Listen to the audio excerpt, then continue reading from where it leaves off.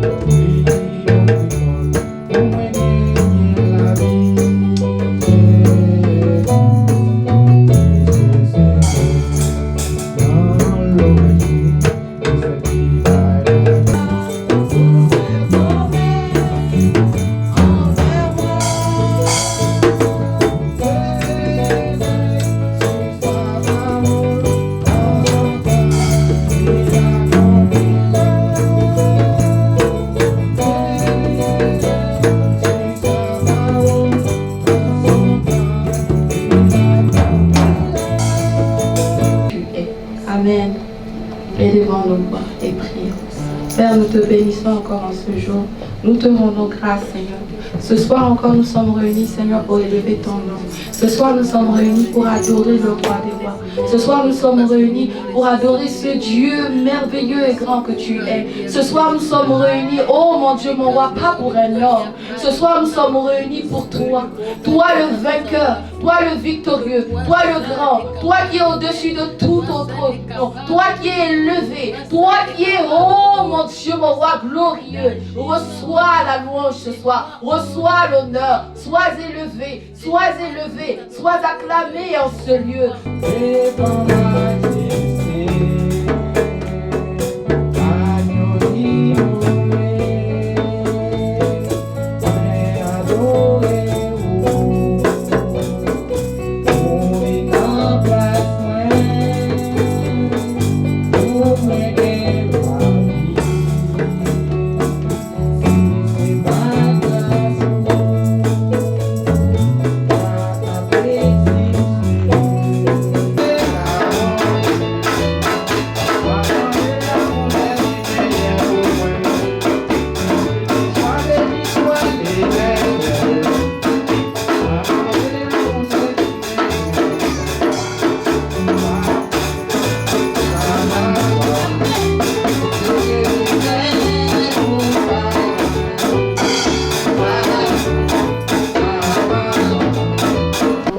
Demander au Seigneur de préparer nos cœurs, d'être disposés à recevoir ce message, afin que nous ne puissions pas partir d'ici sans recevoir pleinement cette nourriture que nous sommes venus manger ce soir. Amen. Amen.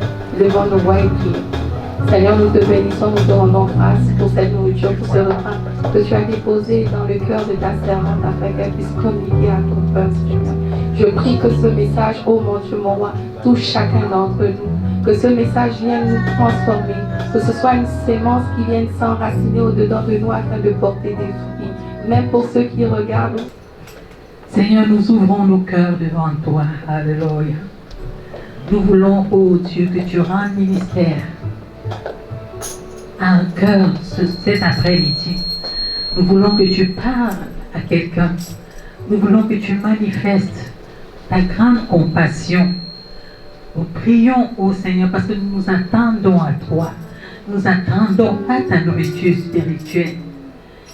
Et, ô Dieu, ce dimanche, c'est vraiment le cri de nos cœurs que nous apportons devant toi. Nous reconnaissons que nous sommes humains et que c'est toi seul qui es capable de faire dans nos vies. Nous nous disposons devant toi pour t'écouter, nous parler avec humilité, ô Seigneur, sachant que c'est toi seul qui es Dieu et c'est toi seul qui peut nous rencontrer. Au nom puissant de Jésus-Christ, prends contrôle. Saint-Esprit, accomplis la volonté du Père maintenant. Je prie afin que un vent nouveau souffle dans cette assemblée et que, ô Dieu, tu fasses du bien à nos âmes. Nous nous tenons dans une chambre haute comme au temps de la Pentecôte, sachant que, ô Dieu, tu es fidèle. Tu dis dans ta parole, là où deux ou trois sont assemblés en ton nom, tu es présent. Je prie que tu ne sois pas seulement un hôte présent, mais que tu sois actif et manifeste. Et que, oh Dieu, tu remplisses nos cœurs de ta parole et que cette parole porte du fruit au nom puissant de Jésus. Je remets toutes choses entre tes mains. Je soumets toutes nos volontés à l'obéissance à ta volonté. Je prie, oh Dieu, toi seul, viens dire quelque chose, viens dire un mot au cœur de mon frère, au cœur de ma soeur et en mon cœur cet après-midi, au nom de Jésus-Christ. Amen. Amen. Alléluia. Amen. Que Dieu vous bénisse. Amen. Amen. Amen. C'est un privilège d'être dans la présence de Dieu. Amen. Et je me suis tenue devant le Seigneur pendant cette semaine en attendant ce que j'allais vous dire. J'ai reçu beaucoup de choses, mais les choses que je recevais ne faisaient pas chair en moi jusqu'à ce que je reçoive ce dont je vais partager avec vous. Et je suis sûre que chacun d'entre vous sera rassasié. Amen. Avant de parler de ce dont le Seigneur m'a mis à cœur, j'aimerais t'encourager. Amen. Vous savez, l'œuvre de Dieu, comme Dieu n'est pas physique, vous comprenez, l'œuvre de Dieu s'accomplit dans le silence, dans nos cœurs. Amen. Où on n'imagine pas, où on ne pense pas, Dieu accomplit. Et où on a demandé, je vais encourager quelqu'un, sache que toutes les prières que tu élèves à Dieu ne sont pas vaines. Amen. Toutes les prières que tu élèves à Dieu, Dieu écoute et Dieu exauce fidèlement. La seule chose, c'est que quand Dieu exauce, nous avons une façon de penser. Et on se dit, c'est comme ça qu'il va exaucer. Dieu, sache aujourd'hui que Dieu est souverain. Et dans sa souveraineté, il fait les choses. Peut-être tu peux lui demander, je veux la maison. Mais il t'apprend d'abord à gérer les finances. Amen. Et il sait pourquoi. Amen. Je ne sais pas, j'ai voulu dire cela comme c'est venu dans mon cœur. Aujourd'hui, j'aimerais parler de quelque chose parce que nous allons quelque part. Nous allons à un niveau où nous voulons avoir une communion où lorsqu'on se réunit comme ça, le Saint-Esprit se meut au milieu de nous. Alléluia. Et pour atteindre cet endroit-là où nous sommes en train de partir, ça nous prend de briser certaines choses, de casser certaines routines. Amen. Et je vous demanderai à l'avenir d'avoir beaucoup de patience les uns envers les autres. Amen. Sachant que si quelqu'un a déjà eu le désir de venir en ce lieu pour chercher Dieu, s'il n'est pas vain, ne prends pas ça pour gratuit. Amen. Amen. Laisse que Dieu, comme je l'ai dit, dans le silence, accomplisse son œuvre dans le cœur de la personne. Amen. Amen. Nous avons eu quelque part un jour notre maman qui nous a dit ça en des mots simples, mais je sens dans mon cœur de vous redire ça. Laissez le Saint-Esprit agir. Quand Jésus était sur terre, je ne sais pas, mon message est en train d'aller ailleurs. Quand Jésus était sur terre, il avait choisi 12 apôtres. Amen. Mais quand vous allez vous rendre compte, quand ils se réunissent à la Pentecôte, ils sont plus de 120. Amen. Et quand Jésus était sur terre, quand vous regardez les apôtres de Jésus, vous allez vous rendre compte qu'il y avait un voleur. C'était Judas qui volait dans la bourse et son vol va le conduire à vendre le Seigneur. Amen. Et vous allez vous rendre compte qu'il n'y avait pas seulement le voleur, il y avait celui qui était colérique. On avait Pierre. Et Pierre était tellement colérique qu'il a eu à couper l'oreille des gens qui étaient venus pour arrêter Jésus.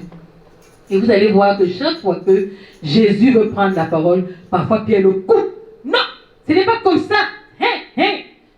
Mais le Seigneur, vous allez vous rendre compte qu'il ne va pas suivre le vent de Pierre. Il va tout simplement replacer sa pensée afin qu'elle ne soit pas perturbée par les émotions de Pierre. Amen. Amen. Vous allez vous rendre compte que parmi les disciples de Jésus, on a un autre qui s'appelle Jean. Et nous savons que c'est Jean qui a écrit le livre d'Apocalypse. Mais Jean est quelqu'un qui manifeste beaucoup d'amour. Et vous allez vous rendre compte qu'il avait cette particularité qui venait souvent se coucher sur la poitrine de Jésus. Amen. Je vous dis ça pour savoir que au milieu de nous, nous sommes différentes origines, différentes personnes, chacun a son background, mais chacun manifeste le désir de venir au Seigneur. Et je vais terminer par cette parabole. Lorsque le Seigneur était sur terre, il a sorti une parabole qu'on n'a pas compris. Il disait qu'il y avait un champ, quelqu'un avait fait un champ, et il avait dans son champ, il avait sémé le blé. Et après quelque temps, quelqu'un est venu s'aimer l'ivraie. Alors, ces travailleurs lui ont dit, maître, Laisse-nous aller couper l'ivraie pour détruire, car ça va empêcher le blé de pousser. Le Seigneur a dit, laissez croître. Le maître de la moisson, lui, il saura, quand la moisson sera mûre, il prendra les bonnes graines. Je fais le lien avec l'enlèvement.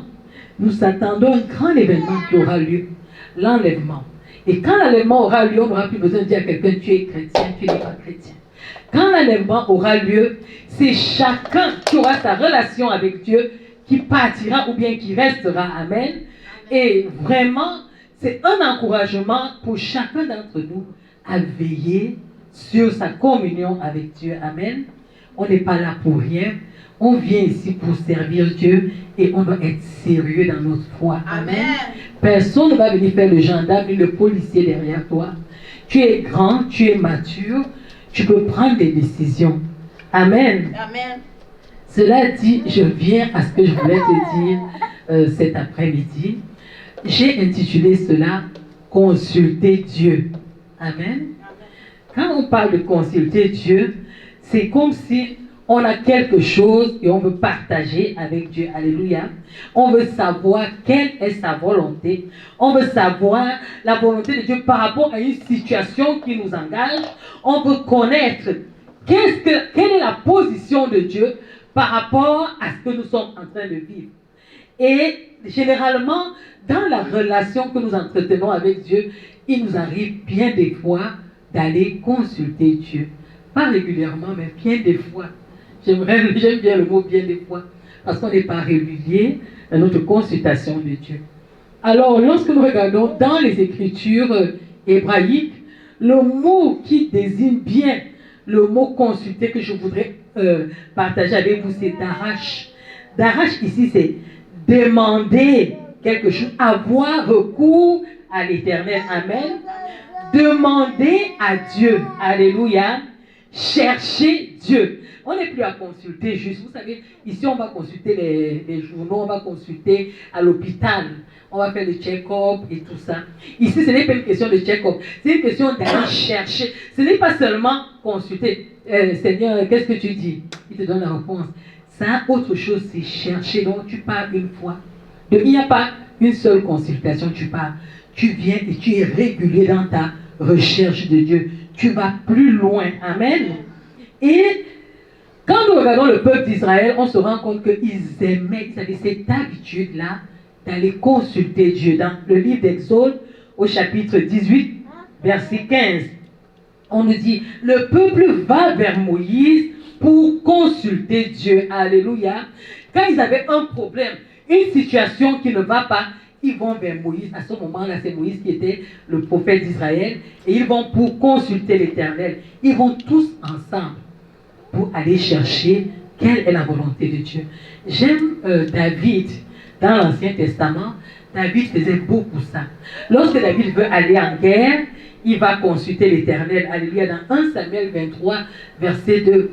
Est-ce que vous pouvez ouvrir vos Bibles pour lire ce passage? 1 Samuel 23, verset 2. Si quelqu'un est là, il peut lire. David consulta l'Éternel en disant, irai-je et battrai-je ces Philistins? Et l'Éternel lui répondit, va, tu battras les Philistins et tu délivreras Keïla. Amen. Amen. Vous voyez, David va, il pose une question et il reste là pour attendre la réponse. Et il fait ce que Dieu lui a dit. Va, tu bâtiras. Amen. Va, tu vaincras. Amen. Donc c'est très important lorsqu'on consulte Dieu par rapport à quelque chose, de nous attendre en retour que l'Éternel nous réponde. Amen. Nous allons nous rendre compte encore que ici, là, il faut choisir un endroit où habiter. Et c'est toujours le même David qui va aller vers l'Éternel et il va demander à l'Éternel, monterai-je et où m'installerai-je? L'Éternel va lui dire à Hébron dans 2 Samuel 2, verset 1. Amen. Donc David ici a cette habitude-là d'aller consulter l'Éternel pour la guerre, pour où il va habiter. Parfois on voit même dans les psaumes où il se met à danser carrément, c'est même plus une question de consulter, il demeure carrément dans la louange, dans l'adoration devant son Dieu. Amen. C'est une chose que nous devons développer en nous. Et nous pouvons voir par exemple à l'opposé de David, ici on a Saül qui dans la colère, dans la précipitation, ne va pas consulter l'Éternel, il va agir brusquement et ça va lui valoir d'être disqualifié en tant que roi. Amen. Donc la consultation de l'Éternel est une habitude chez les Israélites. Nous sommes des Israéliens charnels, physiques, pardon, spirituels. Et en tant qu'Israël spirituel, nous devons aussi avoir cette habitude-là d'aller consulter Dieu. Amen. De se confier à l'Éternel. Je vais vous dire une chose qui est étrange, qui va peut-être vous choquer. Vous savez, Saül avait été oint par le prophète Samuel. Mais dans sa précipitation, autre chose, il va vouloir encore aller consulter Dieu. Mais Dieu va faire silence. Et quand il va aller consulter Dieu, Dieu va lui faire silence. Il va faire quelque chose. Il va aller chercher un devin. En 1 Samuel 28, verset 6. Il va chercher un devin. Il va dire que allez me chercher une femme qui consulte les morts. Parce qu'il veut connaître la volonté de Dieu. Il n'a pas. Il s'est dit, Samuel est mort. Il dit, ok, cherchez-moi un devin. Elle va me dire, elle va réveiller Samuel et Samuel va me convaincre. C'est-à-dire, je vous mets l'opposition pour vous rendre compte que si tu ne cherches pas l'Éternel, si tu ne consultes pas Dieu en ce qui concerne ta vie, tu vas consulter autre chose. Tu seras obligé de consulter les hommes, les humains, les vieillards, je ne sais pas qui, et même peut-être te retrouver en train de consulter les marabouts et je ne sais pas qui. Hors de la volonté de Dieu. Faisons très attention. Nous avons l'exemple de Roboam, qui était aussi un roi en Israël, dans 2 Chroniques 12, verset 14, qui va aller consulter les vieillards par rapport à sa conduite envers le peuple. Nous savons que le peuple appartient à l'Éternel. Mais ici, il va se dérouter pour aller chercher d'autres voies pour aller consulter l'Éternel. Et ça, c'est un danger pour ceux-là qui disent qu'ils marchent avec Dieu. Amen.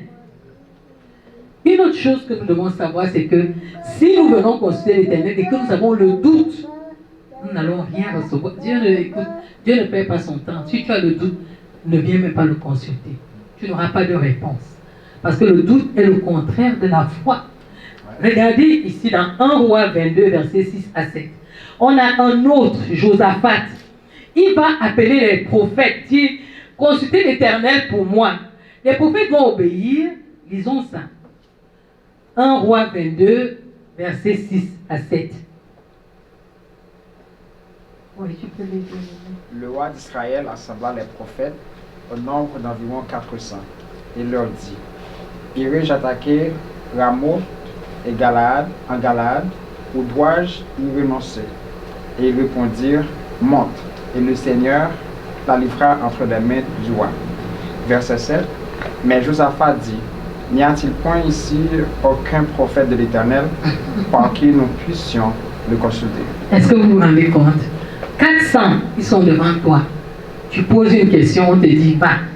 Mais tu as toujours des doutes. Donc, ça veut dire qu'on peut être assis ici. On peut lire la Bible pour toi. Le ciel peut même s'ouvrir. Et la prophétie tombe. Mais tu vas quand même dire que est-ce qu'il n'y a pas un autre pasteur qui peut me dire vraiment Geneviève, là, je sais pas ce qu'elle raconte. Il faut faire attention. Parce que Dieu, quand il se révèle dans la simplicité. Dieu n'est pas.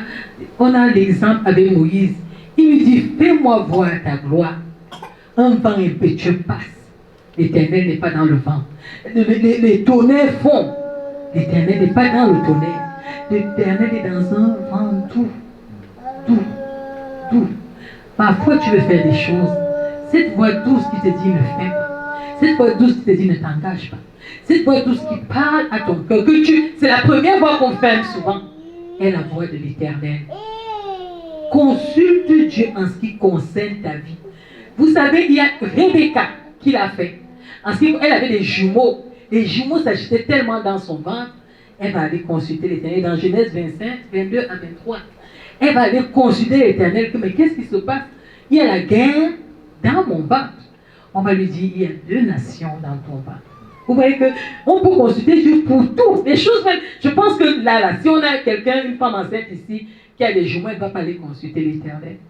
Les agitations qu'elle va voir dans sa grossesse, elle ne va pas consulter l'Éternel. Il faut consulter l'Éternel quand on est enceinte aussi. Amen.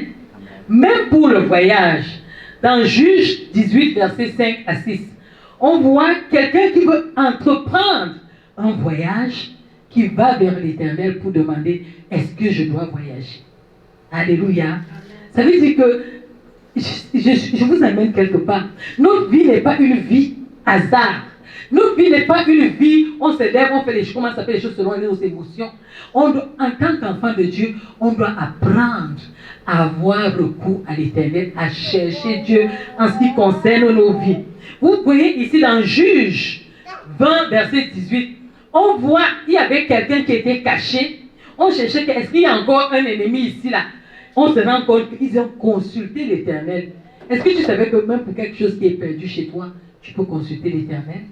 Même pour quelque chose qui est perdu, tu peux consulter les... Je me rappelle, moi j'ai expérimenté ça. Parfois, quand quelque chose se perdait à la maison, chez mes parents, on commence à chercher, les anges l'agitent. Je suis dans ma chambre, je commence à prier. Je dis, Seigneur, c'est où? Je ne sais pas. Dis-moi quoi faire. Et je sors de la chambre, je viens leur dire, allez à tel endroit. Et quand ils vont là-bas, ils trouvent ce qu'on cherchait. Apprenez à consulter Dieu dans tout ce qui concerne vos vies. Ça va vous éviter des désagréments, ça va vous éviter des erreurs, ça va vous éviter de prendre des chemins tortueux. Amen. Pourquoi donc doit-on consulter Dieu?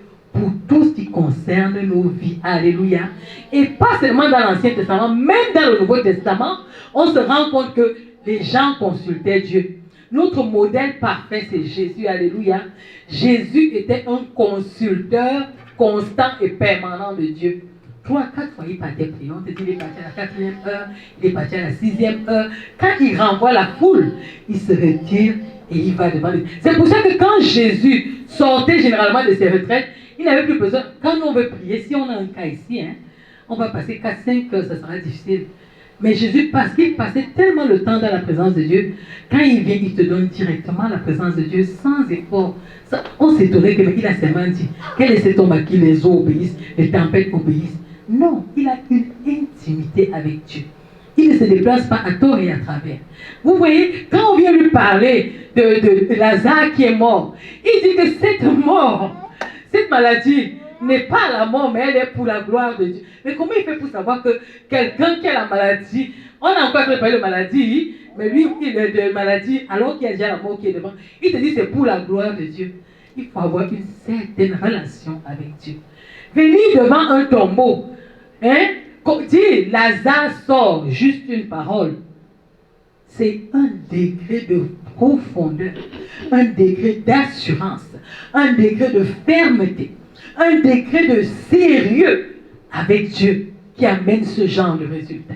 Ce n'est pas à la légère, ce n'est pas une foi dandinante, ce n'est pas une foi transportée par les vents, ce n'est pas une foi de one-man show, c'est une foi sérieuse où il n'y a pas les gens. Toi, tu es devant Dieu, tu pries, tu cherches la face de Dieu. Amen. C'est cette communion-là que nous devons avoir. Alléluia. C'est cette profondeur-là que nous devons avoir. Nos chambres doivent être des lieux. Vous savez, j'ai eu un témoignage. Vous avez vu le film, ceux qui ont vu War Room.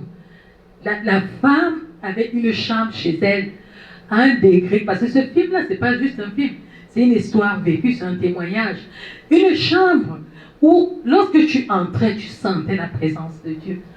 Tellement elle priait dans cette chambre-là. Je ne sais pas quand on entre dans nos maisons, qu'est-ce qu'on ressent. J'avais un bien-aimé au Cameroun qui était, à ce moment, il n'était même pas pasteur. Le frère priait. Il faisait les 42 heures. Il priait en langue, il priait. Quand tu entrais, quand tu foulais la porte d'entrée de leur maison, la présence de Dieu te frappait. Parce que tellement, et je ne comprenais pas chaque fois que je venais, dès que je mets mon pied, je sens la présence de Dieu. Comment chaque fois que je vais entrer ici? C'est après que je demande à sa petite soeur, il est là depuis combien de temps? On me dit qu'il est en train de prier depuis 21h hier. Et moi je viens dans l'après-midi le lendemain. Donc je vais chercher comme ça en passant. On me dit qu'il est en train de prier depuis hier. Et pendant qu'il est en train de prier, le Seigneur lui dit, sors, va rencontrer ma servante. Il sort, il vient me rencontrer. Il dit, Geneviève, ça va? Oui. Assieds-toi, on va parler à Dieu. C'est-à-dire, on fait la continuation de ce qu'il est en train de faire. Et pendant qu'on prie, parce que la présence, l'atmosphère est déjà bien, quand j'entre, les questions que je voulais lui poser, il ne prie pas pour moi, je commence à recevoir moi-même des réponses Alléluia. Nous devons avoir ce genre de communion avec Dieu, ce genre de profondeur avec Dieu. Ce n'est pas que des contes. Voici un autre, Paul, qui est un exemple pour nous dans le Nouveau Testament aussi, dans Actes 22, verset 10. Paul dit, que ferai-je, Seigneur? Dieu lui dit, va à Damas. Alléluia. Paul ne se déplaçait pas n'importe comment. Je me rappelle même il y a une fois où Paul voulait se déplacer. Les prophètes sont venus lui dire que Paul, où tu pars là, tu pars pour mourir. Paul a dit, pour mon Dieu, je pars, je vais mourir.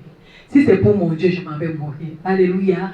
Il y a un degré de relation qui nous prend vraiment cette sensibilité-là, où on s'aligne avec Dieu, pour être extraordinaire, pour apporter le réveil, pour ne pas être une église simple, pour être les vierges sages. Ça nous prend la relation, l'onction, l'huile dont on parle, que les vierges avaient, c'est cette relation, cette communion avec le Saint-Esprit. Alléluia. Nous, ici, je pense que quand nous venons demander quelque chose à Dieu, nous perdons patience. Tu pars, tu dis à Dieu, Seigneur, je vais si. Si ça, tu ne réponds pas, si ça ne fait pas comme le micro-ondes, 10 secondes, c'est cuit, pour toi, tu quittes la présence de Dieu. Apprenons à attendre. Il y a des choses, hein, le premier jour où tu as demandé, Dieu t'a déjà exaucé. Mais la manifestation ne se fait pas immédiatement parce que la foi doit être testée. Et tu vas passer des tests, Je me rappelle, j'avais un dossier ces jours. Quand on a commencé à prier, le Seigneur m'a donné la paix. Mais j'ai commencé à deviner, est-ce que ça va se faire? Est-ce que ça va pas se faire? Pourquoi j'attends, ça ne couche pas? Seigneur, ouais, je viens encore demander, Seigneur. À ce moment-là, Dieu ne répond plus.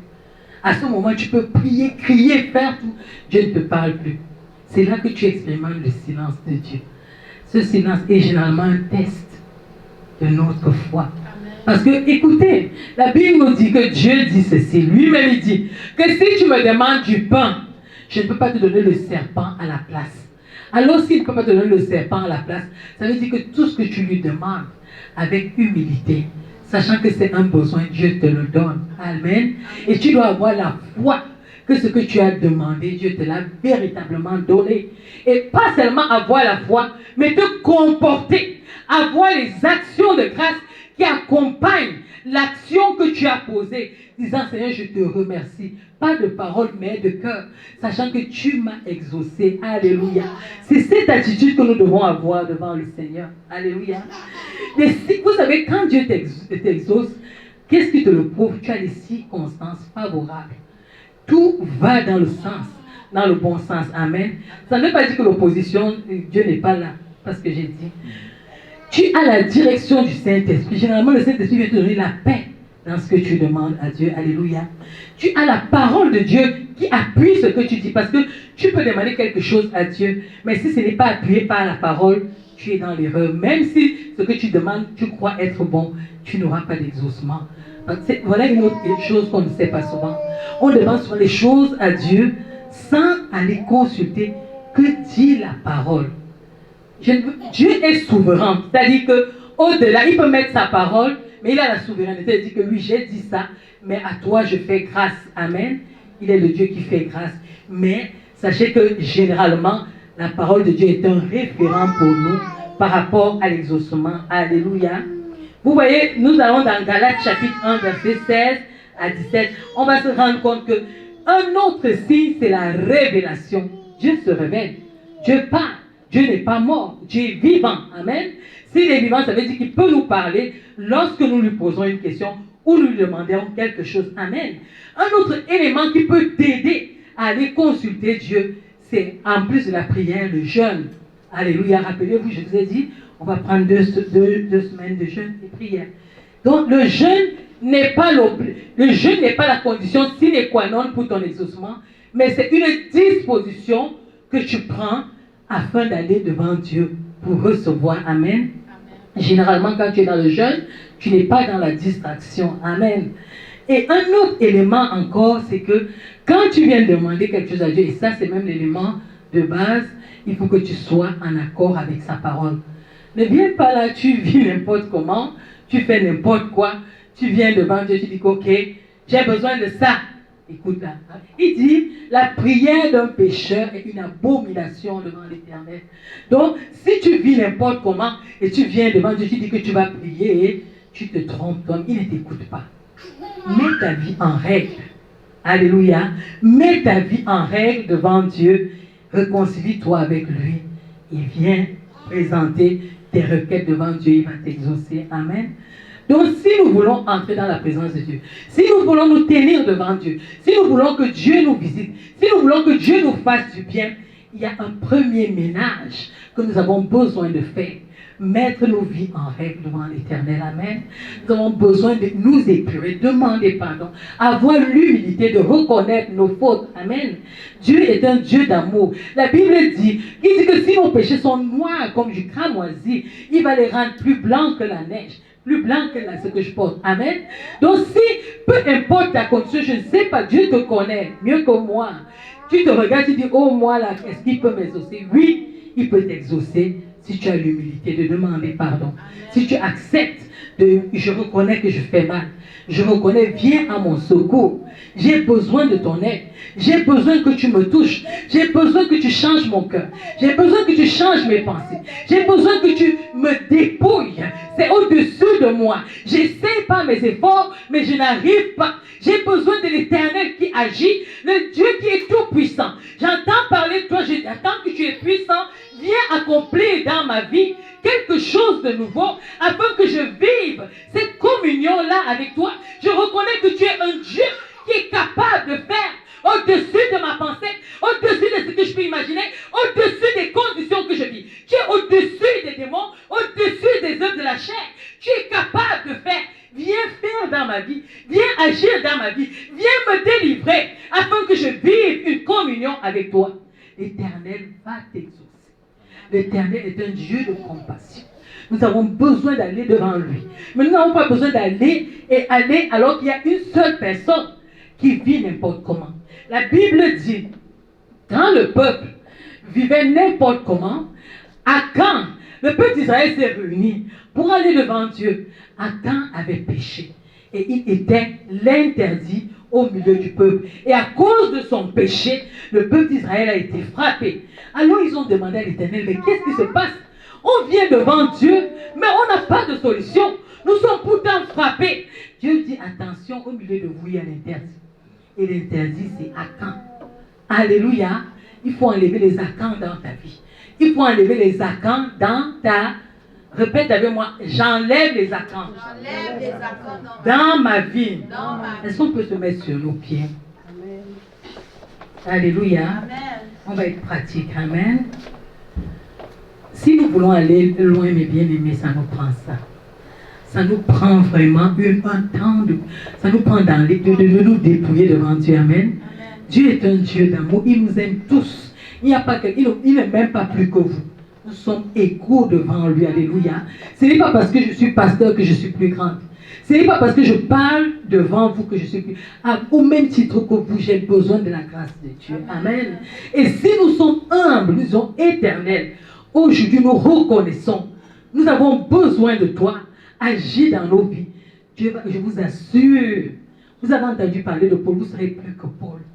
Dieu a besoin des gens qui ont un cœur disposé, des gens qui ont un cœur humble, qui sont prêts à servir. Il va vous utiliser, alléluia. Vous allez aller peut-être plus loin que moi, vous allez gagner des villes, vous allez gagner Haïti. Haïti a besoin d'une personne, un homme oint, un homme qui dit, moi je me tiens pour l'Éternel. Et il t'utilisera pour gagner des âmes, pour sauver, pour délivrer, pour chasser la sirène des eaux qui règnent à Haïti, pour chasser la sirène des eaux qui règnent en Afrique, pour chasser les puissances. Maintenant, tu te regardes, tu dis, je n'ai rien. Oh, alléluia, tu as tout. Tu as le Dieu tout-puissant, tu as tout. Tu as le Saint-Esprit, tu as tout. Alléluia. On va parler de nos cœurs. On va dire, nous voici devant toi, Seigneur. Tels que nous sommes, alléluia. Je vais vous aider un peu, mais vous allez continuer vous-même. Parce que c'est une question de chacun avec son Dieu. Je ne connais pas tes péchés, je ne connais pas ta vie. Mais Dieu te connaît et il t'aime. Aujourd'hui, tu es dans la main. Nous le consultons cet après-midi, disant, Seigneur, tel que nous sommes, nous venons devant toi. Je vais parler un peu, vous allez suivre. Après, je vais vous laisser le temps de parler à votre Dieu. Amen. Amen. Seigneur Dieu, Seigneur Nous venons devant toi. Nous avons entendu ta parole. Nous avons entendu que tu es capable de nous purifier. Nous avons entendu que tu es capable de transformer nos cœurs. Nous avons entendu que tu es capable de nous utiliser.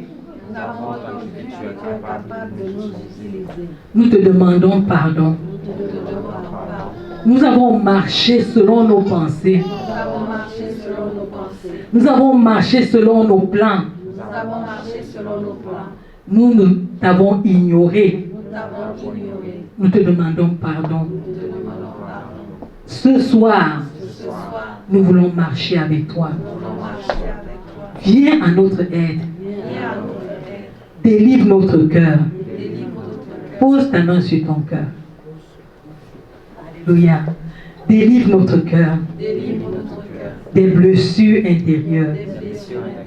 Délivre notre cœur de toutes les paroles mensongères. Délivre notre cœur de la méchanceté. Délivre notre cœur de l'hypocrisie. Délivre notre cœur de la convoitise. Délivre notre cœur de toute forme de malice. Délivre notre cœur des penchants de la chair. Délivre notre cœur de toute forme d'impudicité. Nous t'ouvrons notre cœur. Purifie-nous. Purifie mon cœur. Lave mon cœur. Délivre-moi des œuvres de la chair.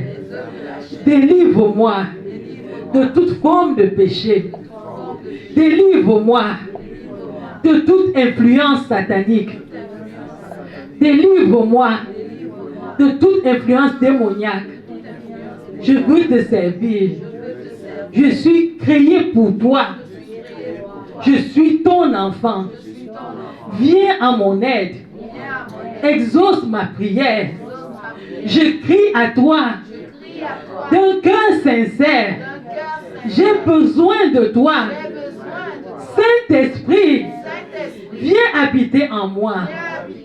Guide-moi dans les voies de l'Éternel. Donne-moi d'aimer la parole de Dieu. Donne-moi d'adorer Dieu dans sa volonté. Donne-moi de comprendre la parole de Dieu. Donne-moi d'aimer la présence de Dieu. Demeurer avec l'Éternel. J'élève vers toi mes mains. Élève la main vers l'Éternel. Alléluia. Seigneur, nous élevons vers toi nos mains. Alléluia. Nous élevons des mains, ô Seigneur, de pécheurs. Mais toi seul, tu es capable de laver. Toi seul, tu es capable de purifier. Parle à l'Éternel, toi-même par tes propres mots. Oh Seigneur, toi seul, tu es capable de faire. Seigneur Dieu, nous sommes humains. Nous sentons que nous sommes faibles. Nous nous sentons abandonnés. Nous savons, oh Dieu Tout-Puissant, que tu existes. Mais sans toi, nous ne pouvons rien. Nous crions vers toi. Nous crions au secours. Viens nous secourir dans ta bonté. Viens agir dans nos vies. Délivre-nous, oh Dieu, des œuvres de la chair. Délivre-nous, oh Dieu, de toute forme de mensonge. Délivre-nous, oh Dieu, de toute forme d'impudicité. Délivre-nous ce soir, Seigneur. Coupe les liens qui nous tiennent captifs dans le mensonge, dans les choses qui ne t'honorent pas. Nous venons, oh Dieu, comme tes enfants. Nous nous humilions devant toi. Nous nous attendons à toi. Saint-Esprit, descend ce soir et fais du bien à nos âmes et agis dans nos vies et délivre-nous, oh Dieu. Je te présente ton peuple. Je nous présente à toi comme des enfants abattus, comme des enfants qui ont soif d'une œuvre nouvelle. Viens agir dans nos vies. Nous consultons l'Éternel ce soir par rapport à la volonté de Dieu dans nos vies. Nous voulons entrer dans une nouvelle année, mais Mais nous ne voulons pas entrer tel que nous sommes. Nous voulons entrer avec humilité. Nous voulons entrer avec la nature divine. Nous voulons entrer avec un Dieu vivant. Nous voulons entrer avec la révélation de Dieu. Nous crions vers toi. Toi le Dieu qui agit. Toi le Dieu qui te manifeste. Toi le Dieu qui ne change pas. Descends ce soir et manifeste-toi dans nos vies. Descends ce soir et délivre-nous. Descends ce soir et change nos conditions. Descends ce soir et donne-nous d'avoir les regards tournés vers toi. Nous crions à toi, oh Dieu. Toi le Dieu vivant. Tu connais nos situations. Tu connais nos problématiques. Tu connais nos faiblesses. Ce qu'on ne peut pas dire à un homme, on te le dit ce soir. Seigneur, nous voici. Viens agir dans nos vies. Lave-nous, oh Dieu, de toute forme d'iniquité. Purifie-nous, oh Seigneur. Nous crions vers toi. Oh Seigneur, nous crions vers toi. Oh Seigneur, nous crions vers toi. Oh Seigneur, agis, oh Seigneur. 2021 doit être une année nouvelle. Une année où nous entrons, alléluia, dans ta présence. Une année où le Saint-Esprit se meurt au milieu de nous. Une année où Dieu commence à manifester sa puissance. Une année où Dieu commence à guérir au travers de nos mains. Une année où l'Éternel, alléluia, vient toucher les âmes, toucher les foules au travers de nous. Nous nous saisissons, oh alléluia, de cette grâce ce soir. Oui, viens encenser nos vies. Viens donner du sel, de la saveur à nos vies, afin que nous puissions être des bénédictions pour ce monde au nom de Jésus. Oué-nous, alléluia, et que notre groupe déborde au nom de Jésus. Nous sommes disponibles pour toi. Nous sommes disponibles dans ta présence. Nous sommes disponibles pour t'obéir. Nous sommes disponibles pour marcher avec toi. Viens faire une œuvre nouvelle dans nos vies. Viens faire une œuvre nouvelle dans ma vie. Viens faire une œuvre nouvelle dans la vie de mon frère. Viens faire une œuvre nouvelle dans la vie de ma soeur. Au nom de Jésus, nous te cherchons. Oh Dieu, avec foi. Nous te cherchons avec confiance. Nous te cherchons parce que tu es fidèle, capable d'agir. Nous crions vers toi, oh Dieu. Nous crions vers toi, oh Dieu. Nous crions vers toi. Alléluia. Nous crions vers toi. Alléluia. Nous crions vers toi. Alléluia. Toi, le Dieu qui répond aux prières, réponds-nous ce soir. Nous crions vers toi. Nous crions vers toi. Agis encore. Alléluia. Fais une œuvre nouvelle. Fais une œuvre nouvelle. Fais une œuvre nouvelle. Oh Dieu, une nouvelle alliance avec toi. Où nous marchons en honnêteté de vie avec toi. Où nous marchons transformés avec toi. Où nous marchons touchés, changés avec toi. Oh Dieu, renouvelle ton amour dans nos cœurs. Renouvelle ta soif dans nos cœurs. Renouvelle ton désir dans nos cœurs. Nous venons faire alliance avec toi. Nous venons vers celui-là qui est vivant. Nous venons vers celui-là qui est bon. Nous revenons vers celui-là, alléluia, qui est le Dieu qui pourvoit nos besoins. Le Dieu du mariage. Le Dieu qui pourvoit des épouses. C'est vers toi que nous venons. Alléluia. Seigneur, agis encore. Seigneur, manifeste-toi encore. Seigneur, change encore nos conditions. Nous nous attendons à toi. Toi qui es fidèle. Toi qui ne change pas. Toi qui es Emmanuel, le Dieu présent au milieu de nous. C'est vers toi qu'on se tourne. C'est toi que nous appelons. C'est toi que nous cherchons. Manifeste ta bonté envers nous, oh Dieu. Alléluia. Nous crions à celui-là, alléluia, qui a créé le ciel et la terre, qui ne change pas. Alléluia. Manifeste-toi, touche nos vies, touche nos vies, touche nos vies, touche nos vies. 2021 est une année de gloire pour nous, une année où nous marchons dans la victoire, une année où nous vivons le Dieu puissant, une année où nous voyons Dieu agir, une année où nous changeons. Seigneur, viens manifester ta bonté au milieu de nous, manifeste ta grâce au milieu de nous, manifeste ton amour au milieu de nous. Rabakondorobo Shanda, manifeste-toi au nom puissant de Jésus. Ramakondorobo Shaya, oh Rabakanda Rabashende, oh Rabakanda Rabashanda, Eribakorobo Shaya Kanda. Oh Seigneur, oh Seigneur, oh Seigneur, alléluia,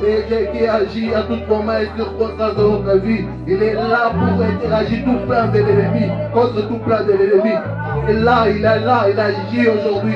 Au nom puissant de Jésus-Christ. Au nom puissant de Jésus-Christ. Au nom puissant de Jésus-Christ. Toute flèche de l'ennemi tirée envers toi, transformée en fumée aujourd'hui, par la puissance du nom de Jésus-Christ.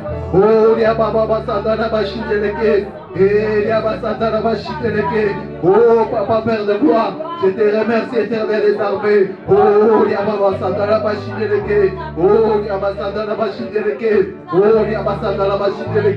l'arc-en-ciel apparaît dans ta vie aujourd'hui. Les signes de paix, partout il y avait des ennemis qui vous attaquaient. L'arc-en-ciel apparaît aujourd'hui. Les signes de paix dans ta vie aujourd'hui. Oh, tu seras victorieux à toutes choses. Oh, partout où tu tombais, l'Éternel des armées va te relever aujourd'hui. Tu feras ton histoire aujourd'hui. Il est le Dieu de gloire, le Dieu qui agit à tout moment, circonstance dans notre vie. Oh, sache que l'Éternel des armées, il est le Dieu de gloire, le Dieu qui agit à tout moment et circonstance. Au nom puissant de Jésus-Christ. Oh,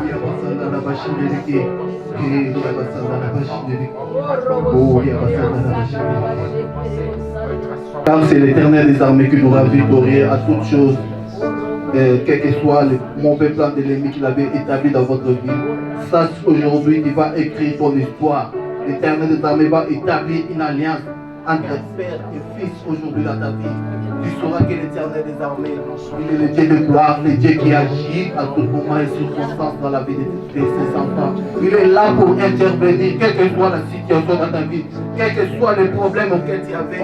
L'Éternel des armées est là, il va intervenir par la puissance du nom de Jésus-Christ. Tu sauras que l'Éternel des armées est le créateur des cieux et la terre de tout l'univers dans ta vie. Il est là, le Père de l'Alliance. Il va établir cette alliance aujourd'hui. Et le signe de cette alliance sera l'arc-en-ciel